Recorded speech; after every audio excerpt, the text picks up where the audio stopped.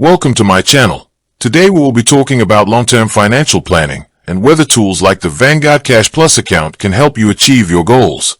When mapping out your financial future, it is vital to distinguish between short-term cash management and long-term wealth building. Products like the Vanguard Cash Plus account are designed specifically for short-term savings, holding emergency funds, managing upcoming expenses, or earning a competitive yield on liquid cash with stick insurance. However, because a Cash Plus account functions primarily as a high-yield savings alternative rather than an investment vehicle, it is not built to drive long-term capital growth.